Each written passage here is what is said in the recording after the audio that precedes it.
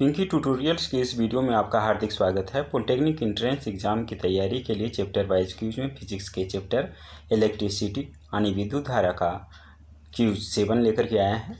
जैसा कि इस क्यूज में आप देख रहे हैं क्वेश्चन 1 ऑफ 15, अर्थात इस क्यूज में कुल 15 क्वेश्चन है, जिसका यह पहला प्रश्न है। तो देखते हैं इसका आंसर। एक आदर्श विभवमापी का प्रतिरोध होता है। आदर्श विभवमापी का प्रतिरोध अनंत होता है, जो कि ऑप्शन बी में है। ऑप्शन बी इसका करेक्ट आंसर होगा। अगले प्रश्न के लिए नेक्स्ट दबाते हैं। परिपथ में विभवमापी का मान होगा। विभवमापी अर्थात वोल्ट मीटर यहाँ लगा हुआ है। तो देखिए इसमें दो प्रतिरोध 3 ओम और 6 ओम का प्रतिरोध समांतर क्रम में लगे हुए हैं।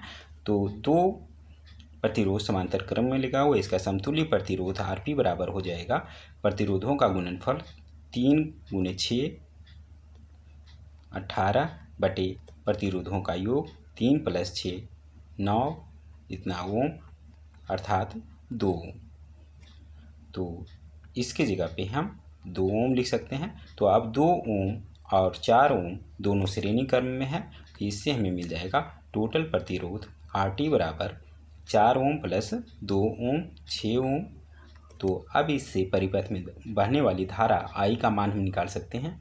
I बराबर होगा वोल्टेज, इसमें 12 वोल्ट दिया जा रहा है, और परिपथ का कुल प्रतिरोध 6 से डिवाइड कर देंगे, इतना एम्पियर, अर्थात 2 एम्पियर की धारा बहेगी। तो 4 ओम के परितः वोल्टेज कितना होगा, यही वोल्ट मीटर रीड कर रहा है। तो इसका रीडिंग हो जाएगा V बराबर हम जानते हैं IR। I के जगह पे 2 और R के जगह पे 4 इतना वोल्ट बराबर 4 दूनी 8 वोल्ट होगा, जो कि ऑप्शन सी में है। इसका सही जवाब ऑप्शन सी होगा। आपको कैलकुलेशन समझ में आ गया होगा। ऑप्शन सी इसका करेक्ट आंसर होगा। अगले प्रश्न के लिए नेक्स्ट दबाते हैं। ऐसा उपकरण जो किसी परिपथ में विद्युत धारा की उपस्थिति संसूचित करता है। विद्युत धारा किसी परिपथ में है या नहीं, यह गैल्वेनोमीटर बताता है, जिसको संकेत के रूप में कैपिटल G से सूचित करते हैं। ऑप्शन बी इसका करेक्ट आंसर होगा। ऑप्शन बी को क्लिक करते हैं। अगले प्रश्न के लिए नेक्स्ट दबाते हैं। 1 ओम प्रतिरोध वाले किसी तार का व्यास 3 गुना कर देने से इसका प्रतिरोध होगा R बराबर ρL अनुप्रस्थ काट का क्षेत्रफल, जिसे हम लिख सकते हैं πr²। जब कह रहा है कि व्यास 3 गुना कर दें, अगर व्यास को हम 3 गुना कर देंगे तो त्रिज्या भी 3 गुना हो जाएगा, अर्थात इसको हम R की जगह पे 3R हमें लिखना पड़ेगा।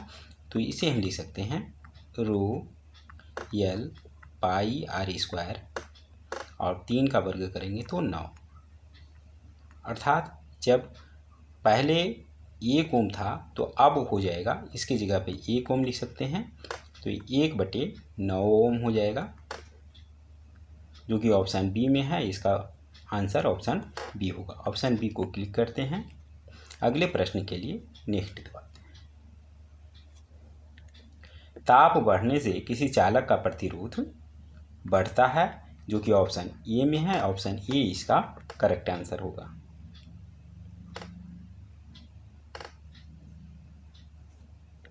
एक यूनिट विद्युत का अर्थ है, यूनिट को किलोवाट आवर लिख सकते हैं।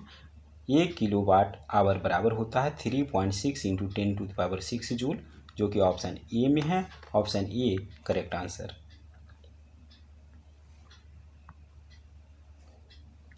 सोलर सेल का प्रयोग करते हैं। सोलर सेल का प्रयोग घड़ियों में किया जाता है, रेडियो, मोटरों, इंजन में नहीं किया जा सकता है। ऑप्शन ए इसका करेक्ट आंसर होगा। अगले प्रश्न के लिए नेक्स्ट। 2 समरूप प्रतिरोध तारों को किसी वैद्युत परिपथ में पहले श्रेणी क्रम में फिर समांतर क्रम में जोड़ा जाता है। दोनों संयोजनों में उत्पन्न ऊष्माओं का अनुपात होगा। मान लीजिए कि प्रत्येक समरूप प्रतिरोध R है। तो अगर सीरीज में हम जोड़ते हैं तो RS का मान हो जाएगा 2R। अगर इसे पैरेलल में हम जोड़ते हैं तो समतुल्य प्रतिरोध RP बराबर हो जाएगा R/2। तो अब हम जानते हैं कि ऊष्माओं का अनुपात इन E बराबर पहला एक फार्मूला होता है आई स्क्वायर आर टी, दूसरा फार्मूला होता है V square by I R T. तो देखिए यहाँ पर आई स्क्वायर आर टी का प्रयोग नहीं करेंगे क्योंकि परिपथ में आई हमारा समान दोनों स्थिति में नहीं रहेगा। हमें रहेगा क्या, वोल्टेज समान दोनों में हम स्थिति में देंगे और समय दोनों के लिए समान रहेगा। तो कह सकते हैं कि ऊष्मा जो होगी वो directly indirectly proportional to R होगा, अर्थात प्रतिरोध के व्युत्क्रमानुपाती होगा। तो हम से पूछा जा रहा है कि उस उत्पन्न ऊष्माओं का अनुपात क्या होगा, अर्थात ई एस बटे ई पी पूछा जा रहा है। तो ई एस बराबर हम लिख सकते हैं 1/2 आर और ई पी के जगह पे 1/r/2। 2 को यहाँ लिया है तो इसे हल कर देने पे 2r r/2, r कैंसिल, 1/4 अर्थात 1:4 जो कि ऑप्शन सी में है। इसका सही जवाब ऑप्शन सी होगा। कई बुक में गलत आंसर दिया हुआ आई स्क्वायर आर टी फार्मूला से बना करके, तो वह गलत आंसर होगा, ध्यान रखिएगा। ऑप्शन सी इसका करेक्ट आंसर होगा। अगले प्रश्न के लिए नेक्स्ट। ओम के नियम के अनुसार एक विद्युत परिपथ में धातु के तार के दो सिरों के बीच विभवांतर अर्थात वोल्टेज, उसमें प्रवाहित होने वाली विद्युत धारा आई के समानुपाती होती है, जबकि ओम का नियम समान ताप पे काम करता है। ऑप्शन सी इसका करेक्ट आंसर होगा। ताप समान रहना चाहिए, इसका आंसर ऑप्शन सी होगा। ऑप्शन सी को क्लिक करते हैं। अगले प्रश्न के लिए नेक्स्ट दबाते हैं। भारत में उत्पादित प्रत्यावर्ती विद्युत धारा अर्थात एसी करंट की आवृत्ति होती है 50 हर्ट्ज पे उत्पादित की जाती है। ऑप्शन सी ए इसका करेक्ट आंसर होगा। अगले प्रश्न के लिए नेक्स्ट दबाते हैं। चार पदार्थों ए बी सी एवं डी के भी आई ग्राफ प्रदर्शित हैं। घरेलू वायरिंग में प्रयुक्त लाइव वायर बनाने के लिए सबसे अच्छा पदार्थ कौन है। सबसे अच्छा पदार्थ बनाने के लिए जिसमें किसी एक बिंदु वोल्टेज पे ले, जिसमें किसी खास वोल्टेज पे सबसे ज़्यादा करंट प्रवाहित हो रही है, वह लाइव तार बनाने के लिए सबसे ज़्यादा उपयुक्त होगा। अर्थात ये तार जो है लाइव वायर बनाने के लिए उपयुक्त होगा। ऑप्शन ए इसमें सही आंसर होगा। ऑप्शन ए को क्लिक करते हैं। अगले प्रश्न के लिए नेक्स्ट। किसी चालक का प्रतिरोध निर्भर करता है आर बराबर हम जानते हैं रो L/A। तो कह रहा है चालक के अनुप्रस्थ काट के क्षेत्रफल अर्थात ये पे निर्भर करता है, बिल्कुल सही। चालक की लंबाई L पे भी निर्भर करता है, ये भी सही है। ए एवं बी दोनों पर निर्भर करता है, सी यह भी करेक्ट है। तो इसका सही आंसर ऑप्शन सी होगा, दोनों पे निर्भर करता है। ऑप्शन सी को क्लिक करते हैं। अगले प्रश्न के लिए नेक्स्ट। 7.2 ओम प्रतिरोध में विद्युत धारा है। इसमें देखें 3 ओम और 8 ओम और 12 ओम के दो प्रतिरोध समांतर क्रम में हैं। तो इन दोनों का समतुल्य प्रतिरोध आरपी अगर निकालना चाहें तो देखिए दोनों का गुणनफल 8 × 12 बटे योग कर दें।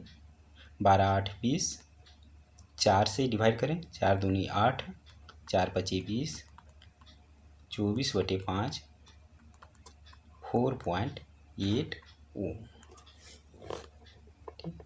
तो इन दोनों को काट करके हम 4.8 ओम लिख सकते हैं, जो कि सीरीज में है 7.2 से। अगर इन दोनों का टोटल प्रतिरोध हम करें, RT का मान हो जाएगा 12 ओम।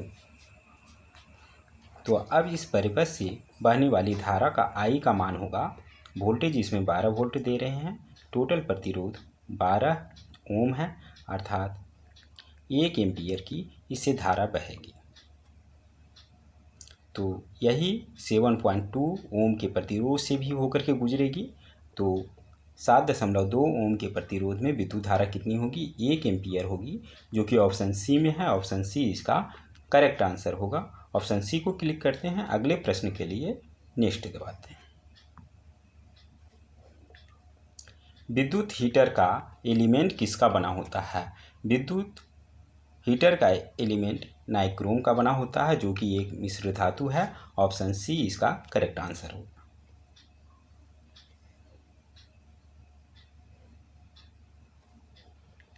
निम्न में कौन किसी परिपथ में विद्युत शक्ति अर्थात P को प्रदर्शित नहीं करता है?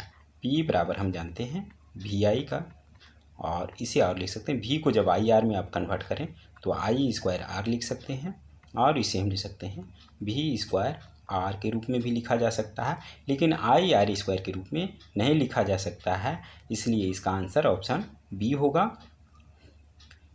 विद्युत शक्ति को IR² के रूप में नहीं लिखा जा सकता है, इसका सही आंसर ऑप्शन बी होगा। अगले प्रश्न के लिए नेक्स्ट क्वेश्चन समाप्त। 15 out of 15 correct answer, that is 100%। आशा है ये वीडियो आपको पसंद आई होगी। तो मिलते हैं जल्द अगले वीडियो में, तब तक के लिए धन्यवाद।